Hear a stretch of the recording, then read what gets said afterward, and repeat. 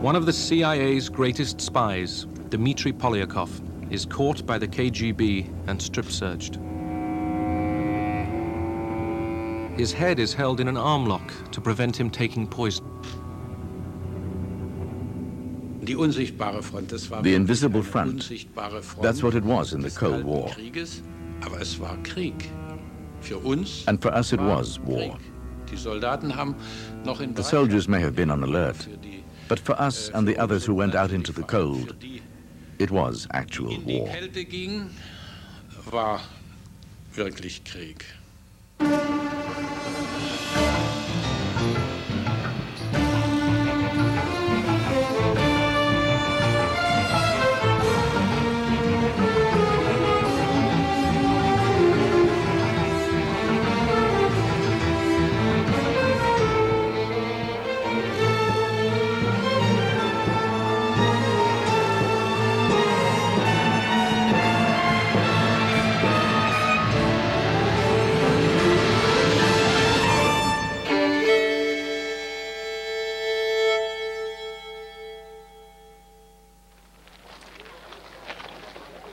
Dawn on the 16th of July, 1945. Allied scientists at Los Alamos leave for the New Mexico desert to watch the test of the first atomic bomb. They have been working for years under a blanket of total secrecy. Ted Hall, at 19, was the youngest scientist on the project. I was there, or at least I was there in a truck or lorry some distance away. It was considered to be a safe distance away. I can't remember if there was any signal circulated that the test was about to be made, but anyway, the damn thing went off. And it was a rather awesome sight.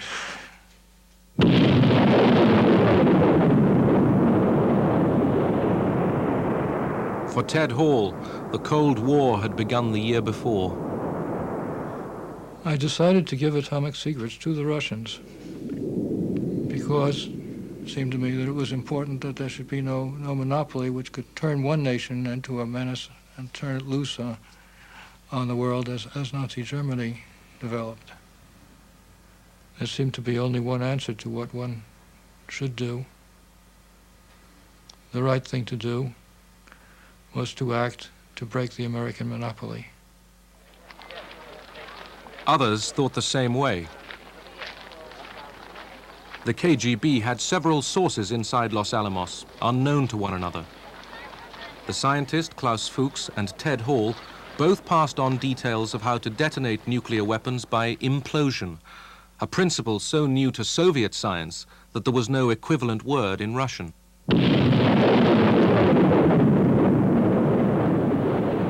In 1949, the Soviets exploded their first atom bomb. Triggered by implosion, it copied key elements of the American bomb that destroyed Nagasaki.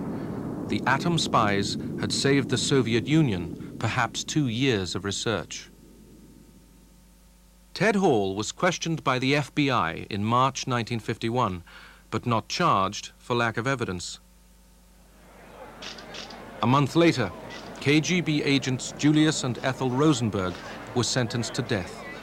Amid the anti-Soviet fervor of the time, they became the only spies ever executed in peacetime America. It was gruesome. And it certainly brought home the fact that there were flames consuming people and that we were pretty close to being consumed. The intelligence war was lopsided. The KGB operated in the West, but the CIA confronted a closed world. Trains crossing the Finnish border into Russia were sealed by steel shutters. The United States faced a long famine of information. This lack of understanding of how the Soviet system functioned would dog us in CIA throughout the entire Cold War, whether it was the Soviet Union itself or the carbon copies of the Soviet Union in East Germany and in Cuba, and you name it.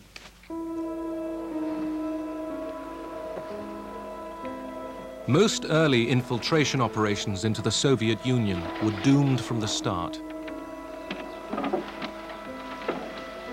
Western agents were betrayed by KGB spies, like the British intelligence officer Kim Philby. Philby came to public attention because of his association with fellow double agents Guy Burgess and Donald MacLean. Philby, on the right, holds a press conference to deny charges that he was involved in the disappearance of Burgess and MacLean. Well, if there was a third man, were you in fact the third man? No, I was not. Do you think there was one? No comment. Well, Mr. Philby, the disappearance of Burgess and MacLean is almost as much of a mystery today as it was when they went away about 4 years ago or more. Can you shed any light on it at all? No, I can't. Philby много сообщал. Philby told us a lot about those missions. Он, во-первых, указывал количество людей. He told us about the numbers of people. Координаты. He told us about the coordinates, Как это будет where and how the operations would be carried out, whether they would be parachuted in or sent in by sea. Эти районы, конечно. Those areas were, of course, surrounded by Soviet counterintelligence, and they were caught. Ну а затем начинается самое обыкновенное. The normal routine was that the agents were interrogated. Некоторые, значит, ведут себя. Some were very hostile and kept silent. Молчат, то есть In doing so, they signed their own death warrants. смертный приговор, так? In 1953, Soviet emigre Mikhail Kudryavtsev parachuted into Russia to spy for the CIA. После выброски, и когда нас уже связали... After we were dropped in, we were tied up and taken off to the KGB. И когда прилетел следователь, так быстро... When the investigator from Moscow arrived, and he arrived suspiciously quickly by nightfall, Нас ждали, что уже... I got the impression that they had been waiting for us, каким-то... that somehow the KGB knew we were coming. О нашем прилете. Kudryavtsev saved his life by telling the KGB everything and agreeing to parrot a prepared statement at this heavily stage-managed press conference. Это я. This is me. Прежде чем выступать нам на этой пресс-конференции, Before we spoke at that conference, we were given scripts that we had 2 days to learn by heart.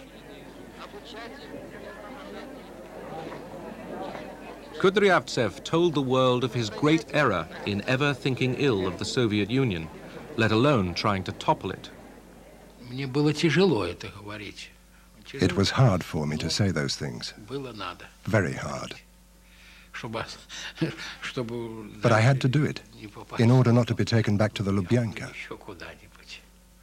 You begin to believe that this was a service that really had enormous coverage and that everything we did, not a sparrow could fall without this enormous KGB finding out about it. Because in terms of our own individual experiences, we knew that the operations we were involved in had been betrayed by people like Kim Philby. The KGB put vast arrays of captured CIA equipment on show. The West had suffered failure abroad and betrayal at home. It was back to the drawing board.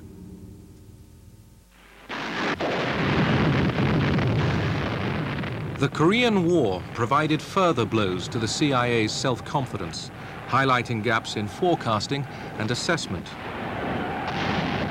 The CIA was wrong about the start of the war. They were wrong about the Chinese involvement and intervention in the war, and they were wrong about the capabilities of the North Korean forces.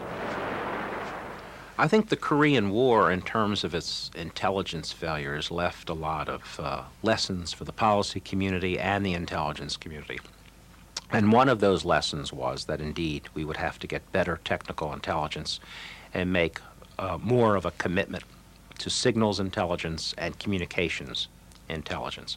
And with this, you get resources put with the National Security Agency under the Pentagon in order to develop capability to intercept messages around the world. And this produced extremely and vital information to the intelligence community.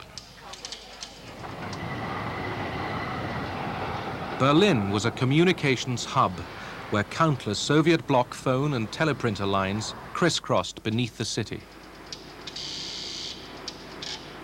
To intercept them, the Americans and British drove a tunnel deep into the Soviet sector. The purpose of the Berlin Tunnel was to tap the communications lines of the Soviet forces in East Germany, in Poland, and their links with Moscow, in order to provide current intelligence on those forces and also early warning. The lines from the taps would come down into the tunnel itself, and first they would be amplified, because then we had to run the lines up into the area of the warehouse where we had hundreds and hundreds of recorders that operated day and night and recorded every single bit of this stuff. From the start, this operation was betrayed to the KGB by a source inside British intelligence, George Blake. I was secretary at the meeting at which this tunnel was being planned. And so I was able to draw a very simple sketch which showed how the tunnel was going to run and what cables it was intended to attack. Blake had served as a British intelligence officer in Seoul. Captured by the North Koreans, he witnessed the West's bombing of civilians. When I saw these enormous American flying fortresses flying low over what seemed to be defenseless Korean villages, I felt a feeling of shame. I felt very acutely that I was on the wrong side and that I should do something about it. Blake went home to Britain in the first group of POWs released from Korea after the 1953 armistice. And how did you find the food out there, Mr. Blake? Well, the food was adequate, but very monotonous. It was monotonous, was it? Very monotonous. Anything special? Any odd things they gave you to eat or anything? No, just rice and turnips mainly. It's pretty impressive diet, isn't it? 3 times a day. Blake slipped back into British intelligence, only now he was a KGB spy. I was given a Minox camera, and I carried that Minox camera with me whenever I went to work, like I carry my wallet with me. And the reason was that I never knew what important documents I might find on my desk, which were worthwhile photographing. Blake's warning about the tunnel gave the KGB a problem. To move against it risked exposing him.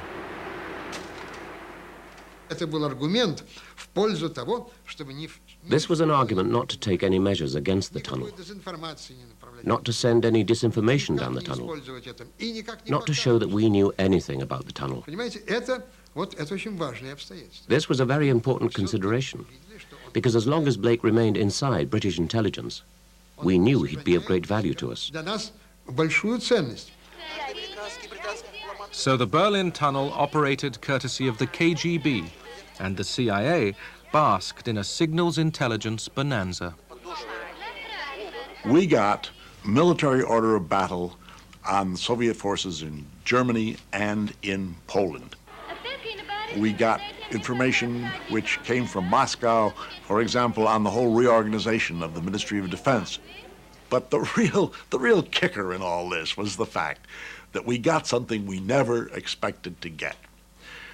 We got all kinds of personality data, operational data on the operations of Soviet military counterintelligence, so that we were, at that point, totally on top, we thought, of the counterintelligence picture in Berlin. But the KGB was just choosing its moment to pull the plug on the tunnel. They warned me beforehand that it was going to happen. So I was rather on tenterhooks, as you can imagine, what the outcome would be.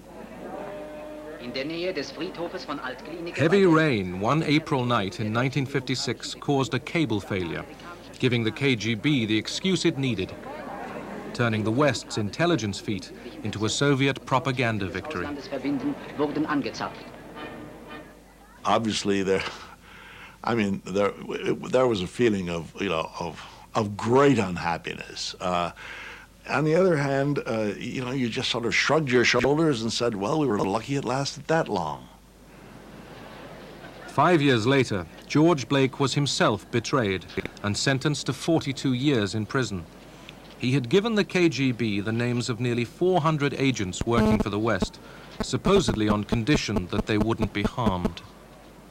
During my trial, which was held in camera, so everything could be said there was no mention at all, it wasn't part of the prosecution's case, that I had been responsible for the death of any number of agents. But armed with Blake's names, Moscow simply waited until they had sufficient additional evidence. George Blake had that innocent mind, in a sense. He is still a very naive man. And he didn't want to know that many people he betrayed were executed. I think we even discussed this subject at one point, and he wouldn't believe it. He would say, well, I was told that this would not happen. It did happen. He was not told.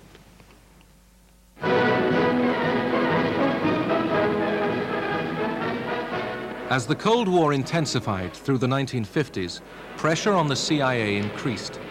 The West was desperate for detail about the size and strength of Soviet forces, glimpsed and photographed at Moscow air shows or May Day parades. It was the Soviet missile force which worried the CIA most and about which they knew the least.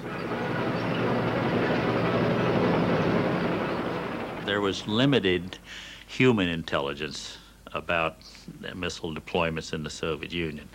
There were some communications intelligence which would suggest that this facility or this town may be involved in missile activities because of communications with known missile sites.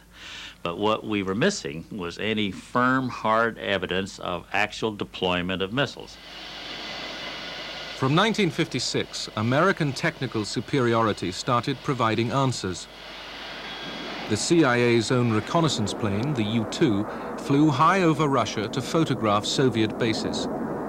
But in 4 years of searching, found no operational intercontinental ballistic missile launch sites. Then in 1960, the Americans successfully launched a satellite fitted with a camera. After 17 orbits, the film capsule was ejected, caught mid-air, and brought back to Earth for analysis. A subsequent flight confirmed the existence of just one Soviet ICBM launch site. The rest of the puzzle's pieces were provided by perhaps the greatest spy of the Cold War.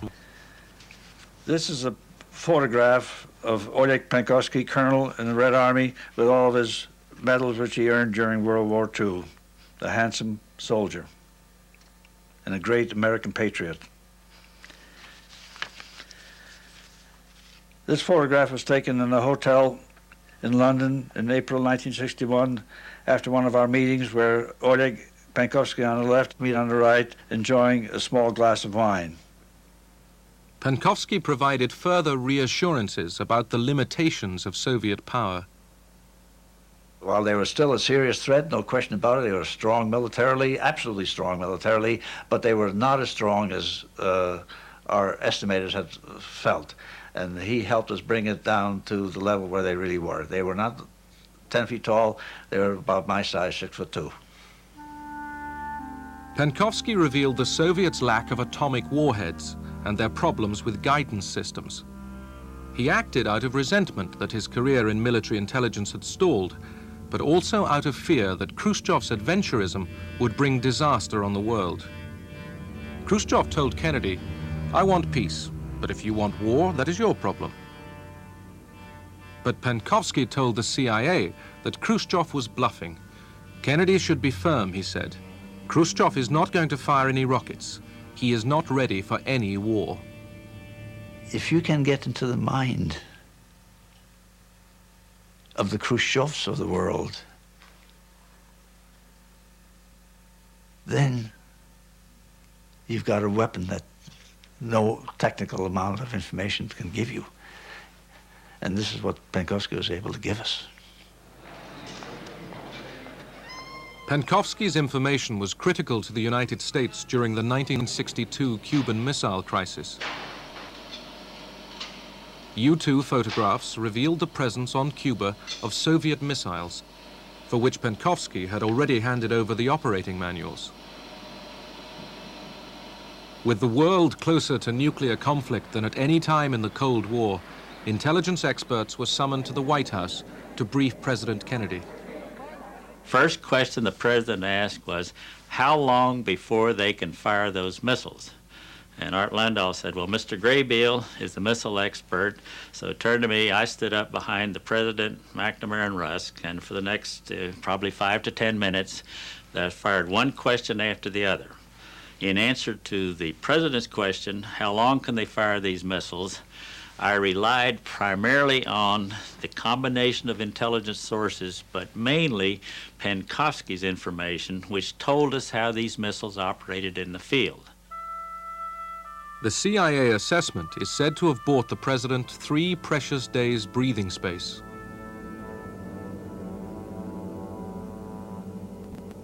Ironically, Penkovsky himself was now under KGB surveillance.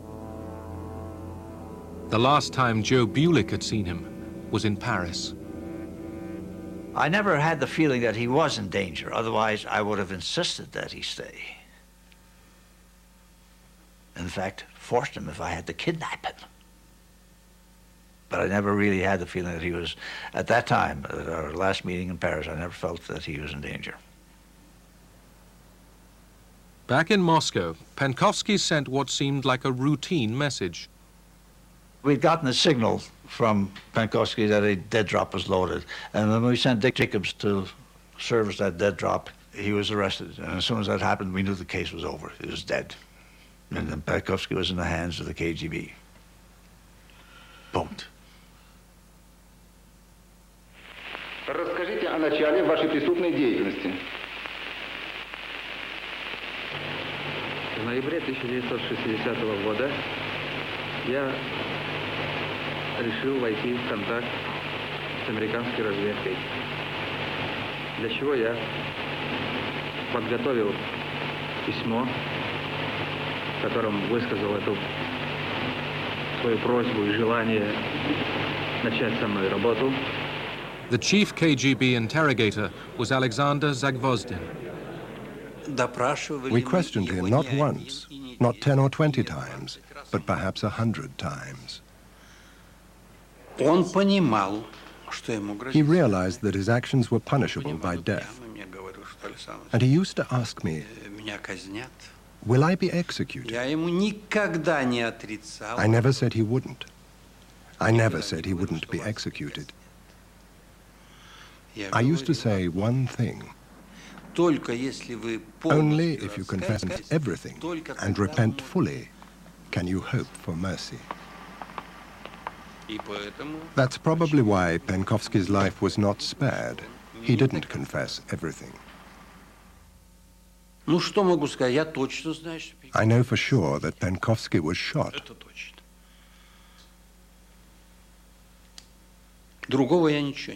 I can't tell you anything else. I know his body was cremated. I don't know any more, and I'm not interested.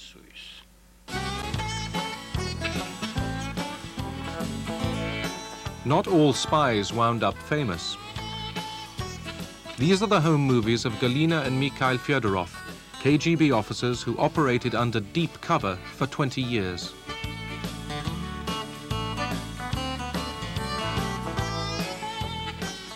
They were never caught.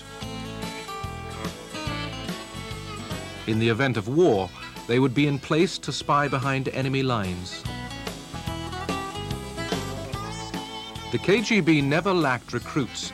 Some served for money, some for ideology, and some for the sheer excitement of living a secret life. Я люблю шпионаж. I love espionage. Why?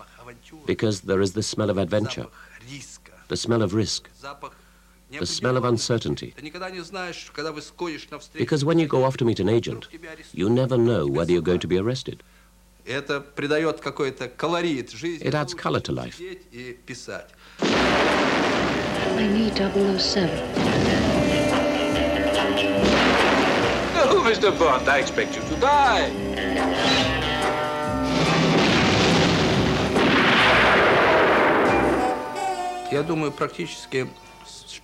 Spy mania in London started about the time I arrived.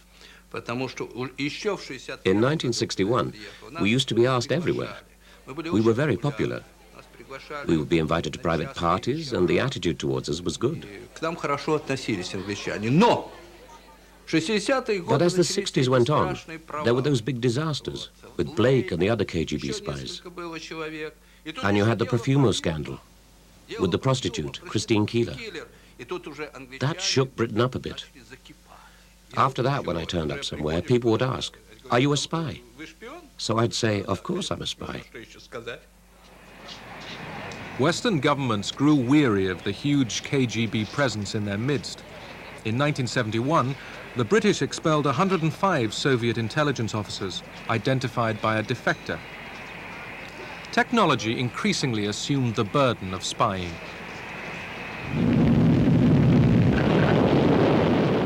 Satellites could now intercept radio communications and data from test launches of the opposition's missiles. Film taken in space no longer even had to be returned to Earth. The satellite would take the picture of the sky, and this image could be beamed back to an analyst at his desk in the United States who could actually see what was happening in the international arena without leaving his desk. Here lay the greatest intelligence successes of the Cold War. Through photography and electronic eavesdropping, each side received huge flows of information, often too much for the analysts to handle. Technological spying even played a part in helping the superpowers edge towards peace. The technical systems were almost essential to our arms control process. We learned just all kinds of things about Russian military systems from the photographs and from the electronic listening. At one point, when we were negotiating the SALT II arms control treaty, I had to go to the Senate and say, if you ratify this treaty, this is how closely I can monitor it and check on whether they are complying with the terms of the treaty. Despite a fleet of spy ships, listening posts worldwide, and Sputniks overhead, Soviet technical intelligence lagged behind the West. Even so, they claimed to have cracked the ciphers of over 60 countries, obtaining many codes by theft and blackmail. Soviet technical intelligence was far inferior to Soviet human intelligence. The Soviets were extremely good at persuasive tactics, which would ultimately bring many people into their ideological embrace. KGB spying methods spread beyond superpower conflict. Routine surveillance of ordinary citizens by the East German secret police, or Stasi. The Stasi inhabited a moral world of its own. Interrogations were routinely filmed. And they had cameras everywhere.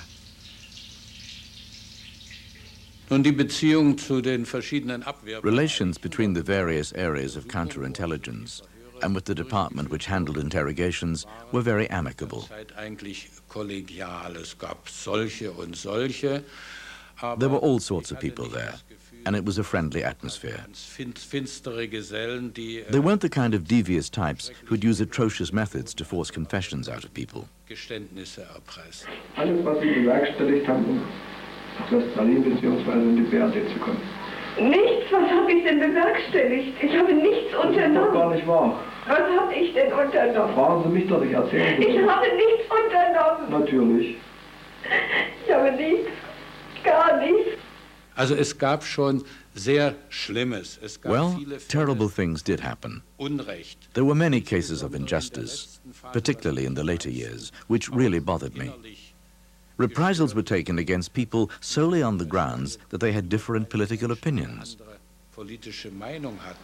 or against people who wanted a different, better form of socialism. Vera Wollenberger joined the East German peace movement in 1981, encouraged by her husband Knut. Mein ganz persönlicher Anlass, My personal motivation for opposing state policies was the decision in the early 80s to station nuclear missiles in the GDR and to introduce military instruction in schools.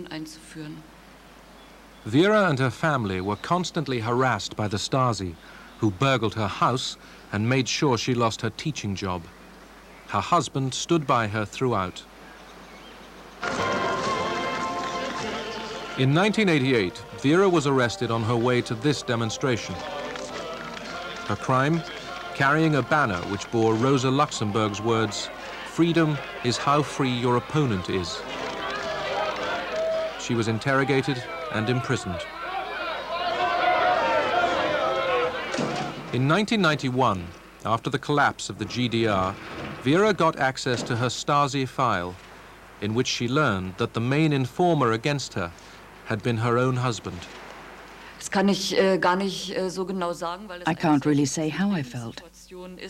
It was such an extreme situation, rather as if one had died for a moment and then returned to life.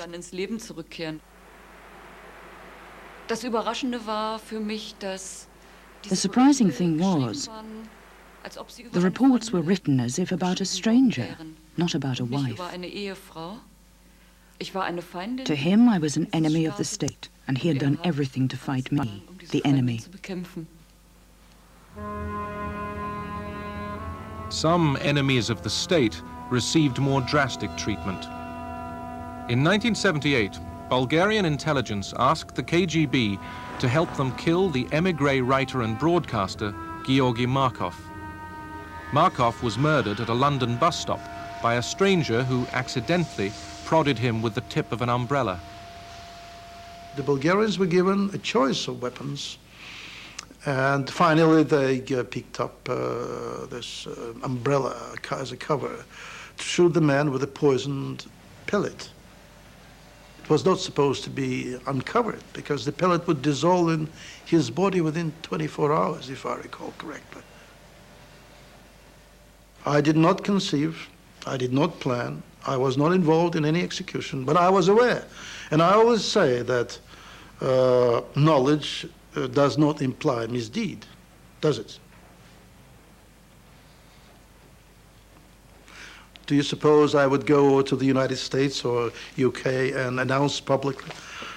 I would hang myself. The temptation was always there for the spy masters to earn favor from the leadership, whether by covert action or just slanting a routine report. Когда мы составляем информацию, мы, естественно, драматизируем. When we draw up reports, of course we dramatize those bits which pointed out the threat to the Soviet Union. By emphasizing the right things, I'd ensure that my report would go straight to the top, to the Politburo. If the report was dull and boring, it would just get filed away. This was the problem with all suppliers of information. We tailor it to get a high rating from Moscow. But did it matter if spies skewed their reports? How much did political leaders heed their intelligence services? I would argue that we probably exaggerate the significance of intelligence. Once policymakers decide on a course, I don't think correct intelligence or incorrect intelligence is going to bring any great changes in that course.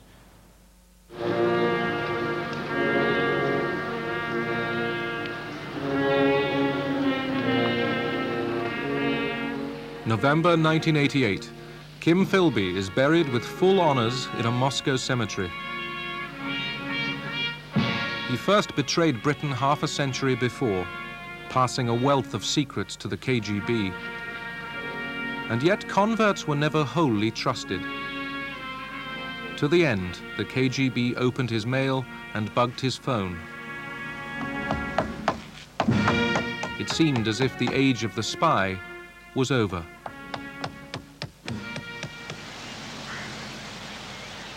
In fact, throughout the 80s, the CIA had been carefully establishing agents within Soviet intelligence and defense circles. Precious sources, like avionics expert Adolf Tolkachev, seen here on his way to a meeting in Moscow with his CIA contact.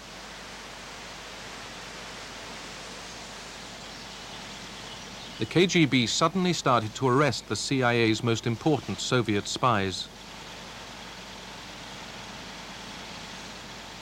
In 1985, we began to lose cases, by which I mean Soviet officials working for us, and some of them disappeared.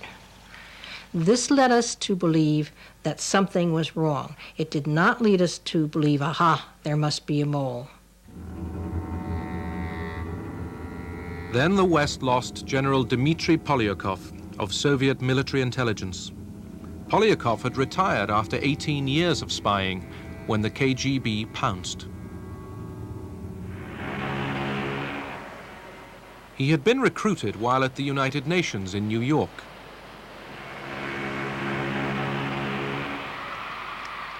Polyakov returned to Europe in 1962 on the Queen Elizabeth.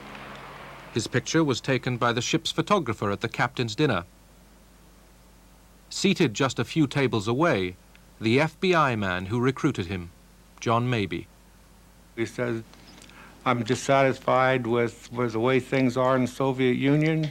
The government does not look out for the people. They're headed on a course of war with the United States, and they can't possibly win it. And the only people that are going to suffer out of this are the Russian people. We met on the Queen Elizabeth every day that it was at sea, sometimes twice a day. We reviewed literally thousands of pictures of Soviets who had been in the United States or stationed around the world. And he identified a number of them by picture and by name. Polyakov was our crown jewel. He worked for us for so many years, and he achieved such a rank that rather than us looking at an organization through the eyes of one of our sources, looking at that organization from the bottom up, with Polyakov, eventually we were able to look at that organization, the GRU, his organization, from the top down, as well as look at the KGB and the Soviet Ministry of Foreign Affairs and the Communist Party apparatus. In 1991, Sandy Grimes joined the team investigating the CIA's agent losses. In charge, Jean Vertefeuille, now suspicious there was a KGB mole in their ranks. Trying to pin down a counterintelligence case when you're looking for a mole is always a very difficult and long-term job. When we compiled a list of how many people could have done it, we came up with 198 people. The mole hunt took 3 years, homing in on CIA counterintelligence officer Aldrich Ames. The FBI filmed him secretly in Bogota in 1993. I was walking up and down, wondering what had happened to my KGB contact, who had been there an hour earlier. I was reasonably alert, but I didn't see the surveillance.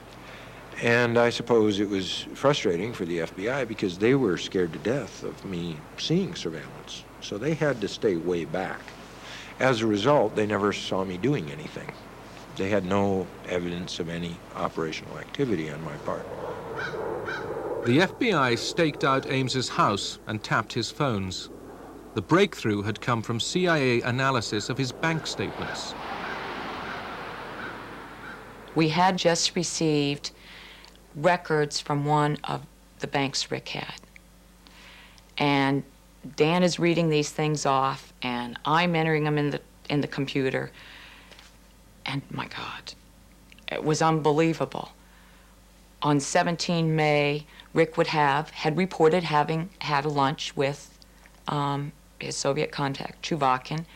18 May, there's a deposit into his checking account for $9,000. On the 21st of February in 1994, Ames was arrested for spying, along with his wife Rosario, after years of high living. Shock, depression, instant recognition of, one's life flashes before one. A sense of things coming to an end, but no sense of relief is much more painful than that. In April 1985, Aldrich Ames had walked into the Soviet embassy in Washington and started selling secrets to the KGB.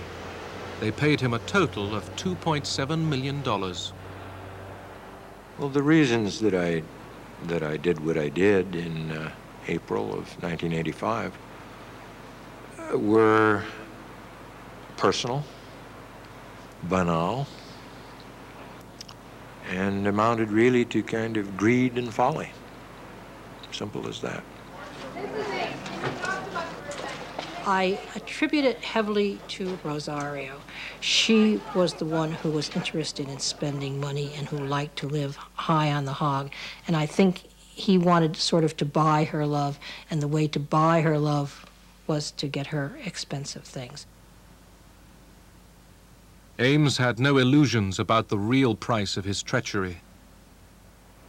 I knew quite well when I gave the names of our agents in the Soviet Union that I was exposing them to the full machinery of counter-espionage and the law and prosecution and capital punishment, certainly in the case of KGB and GRU officers. Obviously,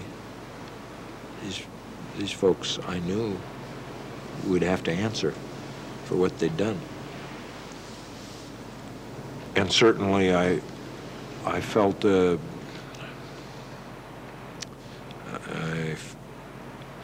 I inured myself against, a reaction to that.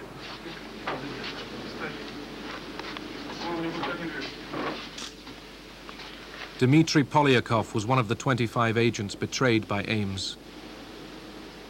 10 were executed and 1 committed suicide. 1 alone was smuggled to safety by the British Secret Service. I was seized by the KGB in May 1985. I was put under house arrest, but I managed to escape in July, alive, well, and safe. I was lucky. The others were shot in the dungeons of some KGB prison after long months of continuous threats and interrogations. They lost everything: family, children, work, and then their lives. They spent a year, 2 years, or in the case of General Polyakov, nearly 3 years, expecting to die at any minute. Polyakov was tried in secret, critical of the Soviet leadership to the end. He had given the West precious information on Soviet missiles, nuclear strategy, chemical and biological warfare. Yet so many spies paid with their freedom or their lives in destructive cycles of tit for tat. That men like Polyakov gave up names. They gave up secrets. I did the same thing for reasons that I considered sufficient to myself.